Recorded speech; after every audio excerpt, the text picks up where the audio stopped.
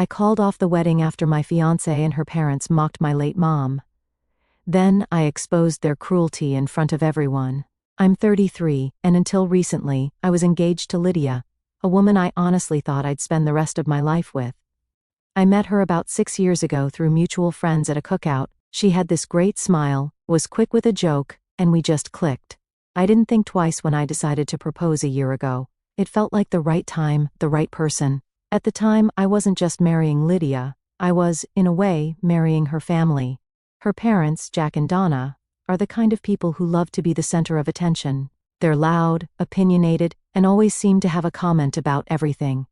At first I thought it was just their personality, but over time, I started seeing how their entitlement bled into everything they did. Before we dive into what went down, let me talk about my mom.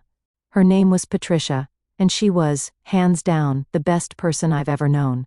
She passed away 2 years ago after battling cancer for 3 brutal years. Watching her fight that disease and still find ways to put other people first was humbling. She taught me so much about kindness, generosity, and standing up for what's right. My mom wasn't just my rock. She was a lifeline for a lot of people. She had this way of stepping in and helping without making anyone feel embarrassed or indebted, like she'd quietly do what needed to be done. That included Lydia's family. Jack and Donna owe so much to her, but you wouldn't know it by how they talk about her now. When I first introduced Lydia to my mom, it went well enough. My mom liked Lydia. She told me so. And Lydia seemed polite. But as things got more serious, it became obvious that Lydia didn't really get along with my mom. It wasn't anything dramatic, just small comments here and there, like how Lydia would call my mom overly involved, or a little too eager to help. It rubbed me the wrong way, but I figured it was just nerves or Lydia trying to adjust to being part of a new family. The thing is, my mom did a lot for Lydia's family. Years ago, when their restaurant was on the verge of shutting down, my mom co-signed a loan to help them out. No one else would take that risk, but my mom believed in them. She even helped them organize their finances and put together a plan to make the business profitable again, and it worked. The restaurant survived, and Jack and Donna were able to keep their livelihood. But it didn't stop there. When their restaurant's industrial oven broke down, they didn't have the money to replace it. My mom paid for it outright because she didn't want them to lose business. She never asked for the money back, even though she could have used it for her own medical bills later on. That's just who she was. Then there was Lydia's older brother, Ryan. He was struggling to finish college because he couldn't afford tuition for his last semester. My mom stepped in and covered the costs so he wouldn't have to drop out. She said, "Education is one thing no one can take away from you." It wasn't just money she gave, it was time and energy. She spent hours helping Lydia's family with everything from bookkeeping advice to babysitting Ryan's kids so he could focus on studying. Let me tell you, not once did Jack, Donna, or Ryan ever thank her properly. Sure, they said thanks in passing, but there was no real acknowledgement of what she'd done for them. My mom never cared about that, though. She wasn't in it for the recognition, she just wanted to help people. When my mom passed away, I was devastated. She was my world, and losing her felt like a piece of me was gone forever. Lydia was there for me during the worst of it, or at least I thought she was. Looking back, I realized a lot of her support was more about doing the bare minimum. She'd say things like, "You need to move on," or "Your mom wouldn't want you to be stuck in grief," which, yeah, maybe was true, but it didn't feel comforting. It felt dismissive. Leading up to the wedding, I started noticing more red flags. Lydia was weirdly dismissive any time I brought up my mom in conversations about the ceremony. For example, I wanted to include a small tribute to my mom during the vows, and Lydia just brushed it off, saying, "Isn't that going to make people sad? Weddings are supposed to be happy." I let it slide because I didn't want to start a fight, but little things like that kept piling up. Then there were the comments from Jack and Donna. They had this way of talking down to me, like they thought Lydia was marrying beneath her. Jack once joked about how Lydia was upgrading her life by marrying someone from a simpler background. Donna would say things like, "Well, we all make sacrifices for love," as if Lydia was doing me a favor by agreeing to marry me. It stung, but I kept my mouth shut for Lydia's sake. Looking back now, I wish I'd spoken up sooner. Maybe I could have saved myself some heartache. But I kept telling myself that once the wedding was over and the dust settled, things would get better. I couldn't have been more wrong. Fast forward to about a month before the wedding. That's when things really started to unravel. As I mentioned earlier, Lydia's parents, Jack and Donna, offered to host the rehearsal dinner at this fancy restaurant they had ties to. At first, I thought it was a nice gesture. I figured maybe they were trying to smooth over all the little snide comments and awkward moments we'd had during the wedding planning. I even told myself, maybe this is their way of stepping up and showing some class. Now, a little context about this dinner. Lydia's parents didn't just offer to host it, they made a big show of how generous they were being. Donna kept bringing it up in conversations, saying things like, "Oh, we've put so much effort into making this rehearsal dinner perfect. It's going to be the talk of the town." Jack, of course, chimed in every chance he got, reminding me and everyone else that the restaurant was one of the best in the area, and how we were lucky they were able to secure it. The whole thing started to feel less like a gift and more like an ego boost for them. But whatever, I was focused on making the wedding happen, so I let them take the reins on the rehearsal dinner. Big mistake. As we got closer to the date, Jack and Donna's true colors started to shine through even more.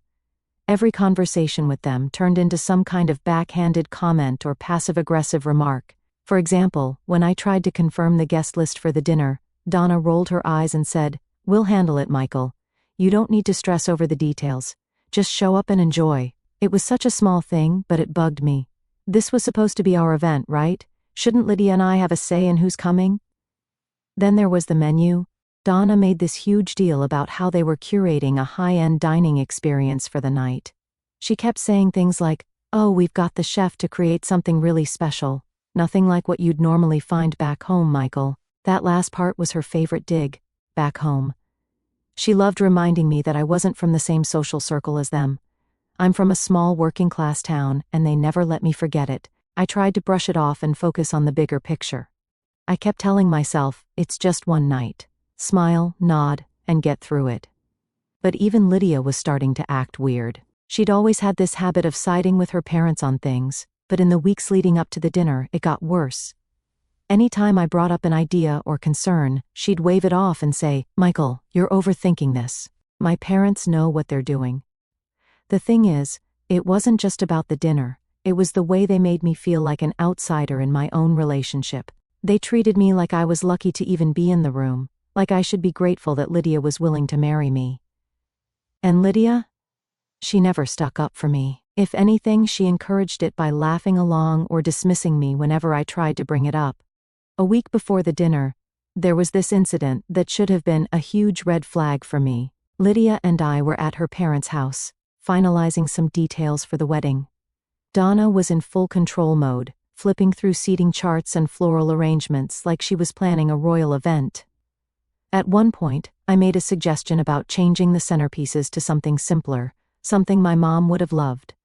Donna didn't even look up from her binder. She just said, "Oh, Patricia had interesting taste, didn't she? But this is Lydia's day. Let's keep things modern, shall we?" I froze. It was such a subtle jab, but it hit me hard. Lydia didn't say a word, she just kept scrolling on her phone like nothing had happened.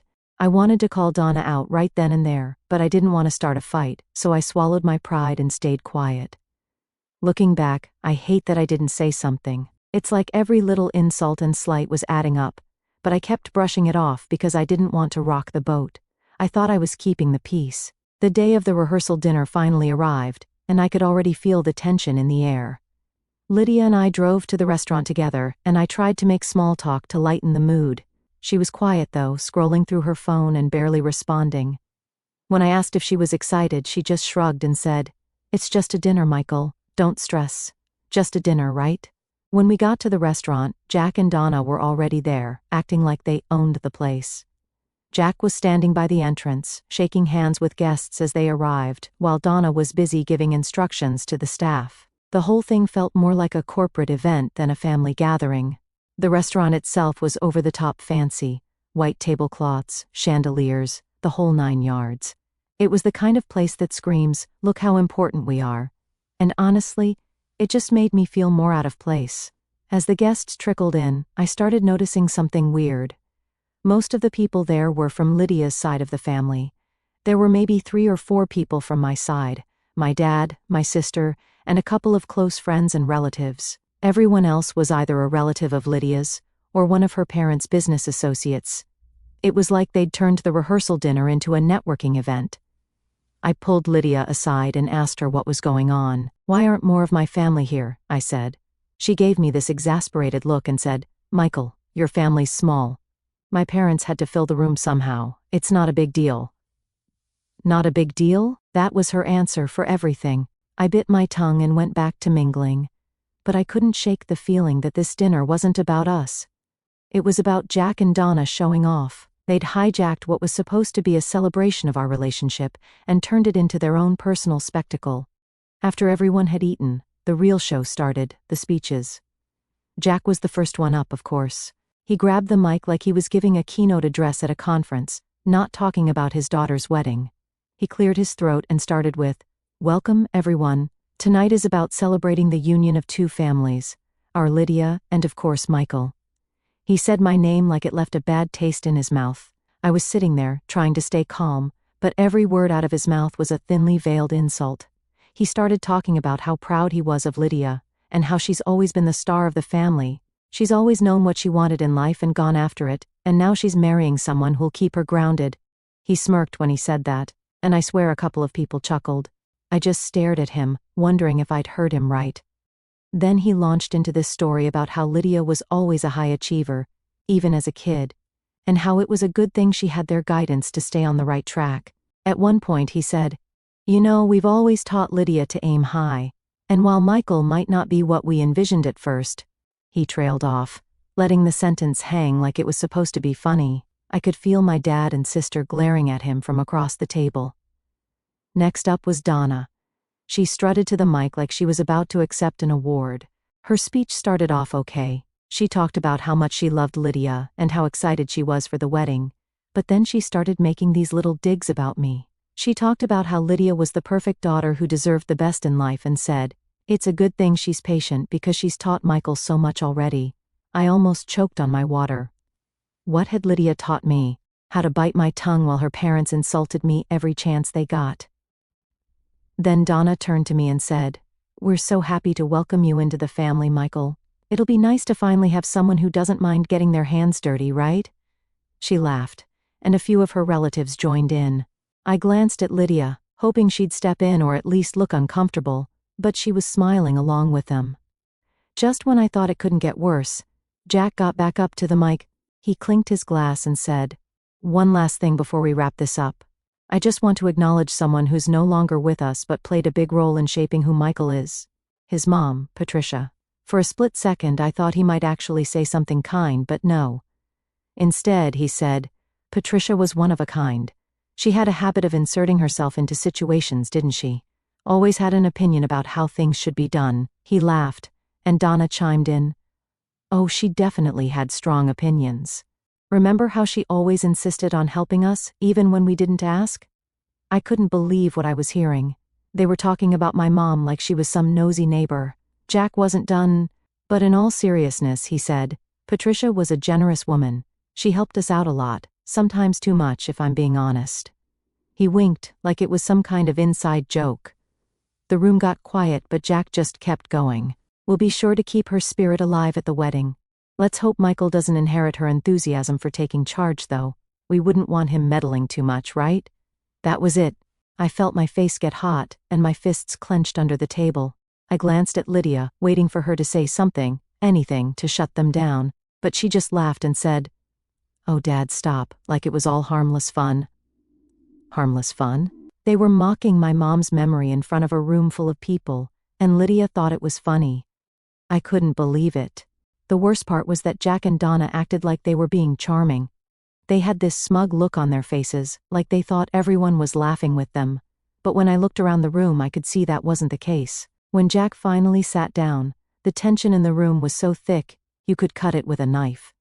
The clinking of forks and glasses started again, as people awkwardly tried to move on from the train wreck of a speech. Lydia leaned over and whispered, "Are you okay?" Her tone was casual, like she was asking if I wanted more water, not if I was seething with rage. I didn't even look at her. I just nodded, my jaw clenched so tightly I thought my teeth might crack. But then Donna walked over to our table. "Michael, she said sweetly. I hope you weren't offended. Jack and I just wanted to add a little humor to the evening. It's all in good fun. That's when something snapped in me. I couldn't stay quiet any longer. I stood up, my chair scraping loudly against the floor. Are you serious right now? I said, my voice low but shaking with anger. So there I was, standing in the middle of the rehearsal dinner, chair still slightly tipped back from when I stood up. The whole room had gone dead silent, like someone had muted the TV. All eyes were on me, but I didn't care. My heart was pounding, and my face was hot, but I knew I couldn't just let this slide. Jack and Donna's mocking of my mom was already too much, but that fake apology from Donna, that was the final straw. Are you serious right now? I repeated, looking directly at Donna. She froze for a second, probably not expecting me to actually call her out. Jack looked up from his drink, like I'd just insulted him. Lydia, sitting next to me, whispered, Michael, stop, but I ignored her. Let me get this straight, I said, my voice louder now. You spent the entire night taking cheap shots at my mom, the woman who helped your family when no one else would, and now you're acting like it was just a joke? You think that's okay? Jack leaned back in his chair, folding his arms. Relax, Michael, he said, smirking like he thought this was no big deal. You're overreacting. It was all in good fun. Good fun? I shot back. You called her meddling. You said she was too much. You mocked her generosity like it was some kind of flaw. How was that good fun? The tension in the room was unbearable. I could see a few of Lydia's cousins looking down at their plates, clearly uncomfortable. My dad, on the other hand, was staring at Jack like he wanted to punch him. My sister had her arms crossed, glaring at Donna like she was waiting for her turn to jump in. Donna tried to laugh it off. Oh, Michael, don't be so sensitive. We were just sharing a few stories. Everyone knows how Patricia liked to take charge. I couldn't believe what I was hearing. Take charge? I said, my voice rising. She helped you. She saved your business when you were about to lose it. She paid for your oven repairs, your patio remodel, and your son's college tuition. And this is how you repay her? By turning her into some kind of joke at a rehearsal dinner?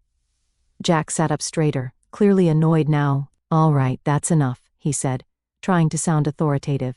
We didn't mean any harm, but if you're going to throw a tantrum about it, maybe you're not ready for marriage. That comment showed just how little respect he had for me, or for my mom, for that matter. Lydia finally spoke up, tugging on my sleeve. Michael, can we just go outside and talk, please? I pulled my arm away. No, Lydia, we can't. Not until your parents understand how disrespectful they've been. Donna sighed dramatically, like she was the victim in all this. Michael, this is supposed to be a happy occasion. You're ruining the evening for everyone. I'm ruining the evening? I said, my voice shaking with anger. No, Donna. You ruined it the second you decided to trash my mom in front of everyone. And Lydia, you just sat there and let it happen. Lydia's face turned red. I didn't know they were going to say all that, she said defensively. But you laughed, I shot back. You laughed at every single insult. You didn't even try to stop them. At this point, the whispers in the room started picking up. People were leaning over to each other, murmuring about the scene unfolding in front of them. I could feel the weight of their stares, but I didn't care.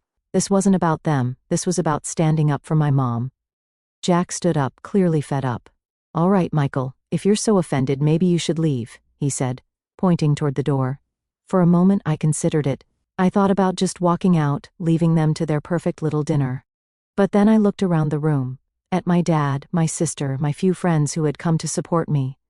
They were all watching, waiting to see what I'd do, and I realized I wasn't going to let Jack and Donna get away with it. Not this time. No, I said firmly. I'm not leaving. Not until you understand what you've done. Jack opened his mouth to respond, but I cut him off. You act like my mom was some overbearing busybody, but without her, you wouldn't even have this restaurant connection. She didn't do any of that because she wanted recognition or praise. She did it because she cared. And now you're sitting here trashing her memory like it's some kind of punchline. That's not just disrespectful, it's disgusting. The room went completely silent again. Even Jack looked taken aback, like he didn't know how to respond. Donna opened her mouth, but no words came out. Lydia just sat there, staring at the table, her face a mix of embarrassment and anger. Finally Jack muttered, "We didn't mean it like that." "It doesn't matter how you meant it," I said. "What matters is how it came across. You don't get to rewrite who my mom was just because it suits your narrative. She deserved better than that, and honestly, so do I. With that, I stepped back from the table and grabbed my coat. You want me to leave? Fine. But don't expect me to come back. My dad stood up immediately, ready to follow me out. My sister grabbed her purse and shot one last glare at Donna before joining us. A couple of my friends stood up too, looking unsure but supportive. Lydia called after me, "Michael, wait." But I didn't stop. I walked out of that restaurant, my head held high, even though my heart was pounding in my chest. Outside, my dad put a hand on my shoulder. "You did the right thing," he said. "Your mom would be proud." I nodded, but I didn't feel proud. I felt angry and betrayed. And I realized something. If Lydia couldn't stand up for me or for my mom, then maybe she wasn't the person I thought she was. Part of me thought I'd done the right thing by walking out, but the other part of me couldn't shake the feeling that it wasn't enough. If I left things as they were, Lydia and her family would just spin the story to make me the bad guy. They'd frame it as me being too sensitive or overreacting. No, I couldn't let that happen. This wasn't just about me, it was about my mom, her memory, and what I stood for. I took a deep breath and turned to my dad. "I need to go back in there," I said. "What?" my sister blurted out. "Why? You don't owe them anything." "I know," I said, looking at her. "But I'm not leaving this unfinished.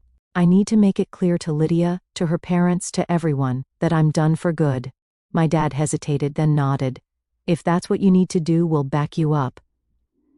"No," I said, shaking my head. "This is something I have to do on my own."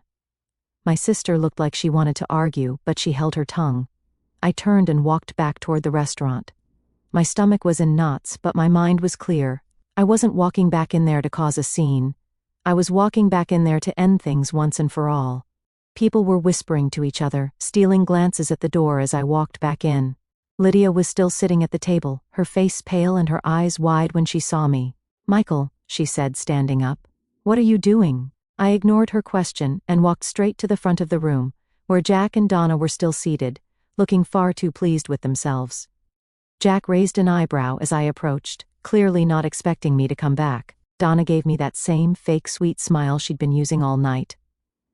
"Back so soon?" Jack said, his tone dripping with sarcasm. I didn't bother responding to him. Instead, I turned to face the entire room. "Excuse me, everyone," I said, loud enough for the whole room to hear. The murmuring stopped instantly, and all eyes were on me again. My heart was pounding, but I kept my voice steady. "I have something I need to say." I glanced at Lydia, who was now standing frozen by the table, her hands clasped tightly in front of her. "I know this isn't the time or place anyone expected for this, but after what's happened tonight, I don't see any reason to wait." I took a deep breath and continued. "This wedding is off." The room erupted. Gasps, murmurs, and the scraping of chairs filled the air as people turned to each other. Lydia's jaw dropped, and her hands flew to her mouth. "Michael, no," she whispered. But I held up a hand to stop her. The room was dead silent now, even the waitstaff standing frozen in the corners of the room. I turned back to the rest of the guests. "This isn't just about tonight," I said. "This is about the kind of family I'd be marrying into. A family that doesn't respect me, doesn't respect my mom, and doesn't respect the values I was raised with. I can't, and I won't, spend the rest of my life being treated like this." Jack finally found his voice. "You're making a big mistake, kid," he said, his tone dripping with condescension. "You're throwing away a good thing over nothing." I laughed bitterly. "Nothing? You think disrespecting my mom is nothing? You think treating me like I'm less than is nothing? No, Jack, the mistake would be going through with this wedding and tying myself to a family that doesn't deserve me." Donna looked like she was about to cry, or maybe she was just embarrassed that their little show had backfired.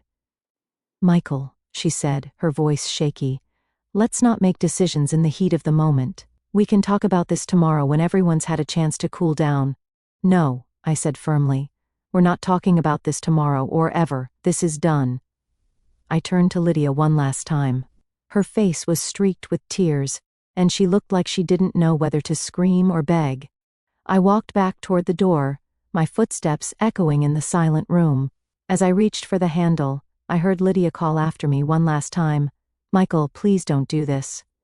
I paused for a moment, my hand on the door, then turned back and said, "I already did. Walking out of that restaurant felt like ripping off a Band-Aid. There was a sting, sure, but the overwhelming feeling was relief. It was over. The wedding, the constant disrespect, the feeling of being second best in a family I was supposed to join. All of it was behind me. The next morning, the real fallout began. I woke up to about 100 unread messages on my phone. Most of them were from Lydia, a few were from Jack and Donna, and there were even a couple from random relatives of hers who I barely knew. The tone of the messages ranged from pleading to outright nasty. Lydia's texts were full of apologies. "I'm sorry, Michael. I didn't mean to hurt you. Please just talk to me." Jack's were more aggressive. "You embarrassed us in front of everyone. You'll regret this." And Donna? She tried to play the victim. "I can't believe you do this to Lydia. She didn't deserve this." I ignored all of them. By mid-afternoon, Lydia showed up at my apartment. I knew it was coming. I'd been bracing for it all day, but that didn't make it any easier. When I opened the door, she looked like she hadn't slept. Her eyes were red, and her face was blotchy from crying. She was still wearing the dress from the night before, like she'd gone straight home and cried herself to sleep. "Michael," she said softly, her voice shaking. "Can we please talk?" I crossed my arms and leaned against the door frame. "What's there to talk about, Lydia? I made myself pretty clear last night." She flinched, like I'd slapped her, but she didn't back down. "I know you're angry, and you have every right to be," she said, "but we can fix this. We can work through it." I shook my head. "You don't get it, do you? This isn't something we can just work through." She wiped her eyes with the back of her hand, her voice cracking as she said, "I was scared, okay? I didn't know what to do." "Scared of what?" I asked, my frustration boiling over. "Scared of upsetting your parents? Scared of making a scene?" She didn't have an answer. She just stood there crying while I stared at her, waiting for something, anything, that would make me believe she actually understood what she'd done. But nothing came. Her eyes widened and she took a step closer. "Please, Michael," she whispered, "don't do this. We can make it work. I'll talk to my parents. I'll make them apologize. Just don't end it like this." I shook my head again. "It's not just about your parents, Lydia. It's about you. Last night showed me exactly who you are, and I can't unsee it. I deserve better than this." She stared at me for a moment, her face crumpling as the reality sank in. One Saturday afternoon, I was cleaning out my mom's old keepsake box. It was something I'd held on to ever since she passed. Inside were things like her favorite necklace, a pair of earrings she used to wear to church, and a small, delicate locket with a picture of my grandmother inside. That locket had been in my family for generations, passed down from mother to daughter, and my mom had given it to me before she passed. She said, "One day, you'll know the right person to give this to." I'd kept it tucked safely in the box ever since. It wasn't just a piece of jewelry, it was a piece of her, of our family history. But when I opened the box that day, the locket was gone. At first I thought I was imagining things.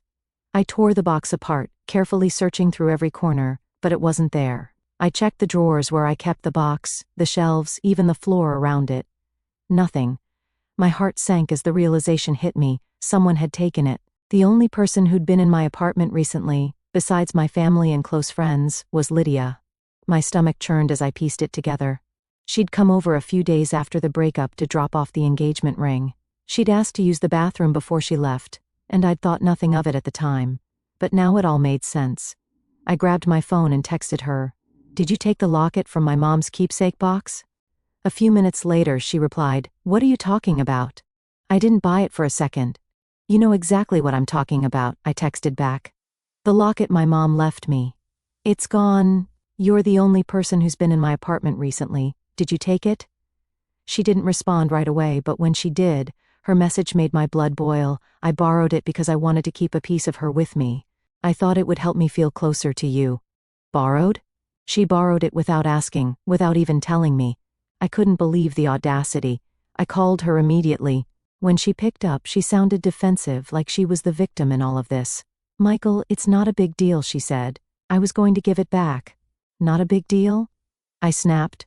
"That locket has been in my family for generations. It's not some trinket you can just take because you feel like it. How could you even think that was okay?" "I just wanted to feel connected to you," she said, her voice trembling. like she was trying to play the sympathy card. "I didn't think you'd notice." "Of course I'd notice," I shouted. "It's my mom's, and the fact that you didn't think to ask me first makes it even worse." She started crying at that point, but I wasn't in the mood to comfort her. "Where is it?" I demanded. "It's at my parents' house," she admitted through sobs. "I didn't want to lose it, so I left it there for safekeeping." That was the last straw. You took something that didn't belong to you, something that means more to me than you'll ever understand, and you just left it at your parents' house? Are you kidding me? "I'm sorry," she whispered. "Sorry doesn't cut it," I said, my voice cold. "I'm coming to get it now." An hour later, I was pulling up to Jack and Donna's house. My anger had only grown during the drive, and by the time I knocked on the door, I was ready to explode. Donna opened it, her fake sweet smile fading when she saw the look on my face. "Michael," she said cautiously, "what are you doing here?" "I'm here to get my mom's locket," I said bluntly. "Lydia told me it's here." Donna's face shifted into a mix of confusion and annoyance. "Lydia took a locket? Why would she—" "Just get it," I interrupted. She narrowed her eyes but stepped aside to let me in.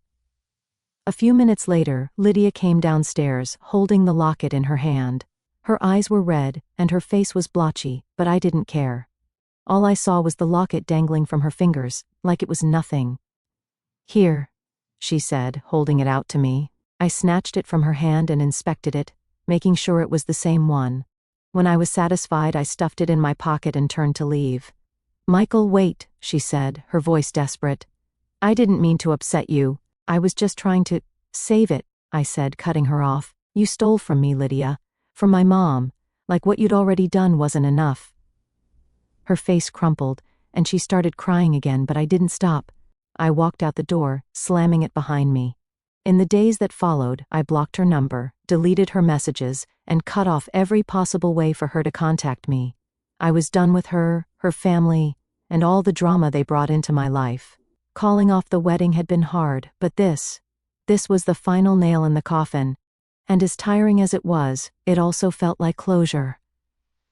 I'd stood up for myself, for my mom, and for the values she'd instilled in me. I knew I'd made the right choice. And for the first time in a long time, I felt at peace.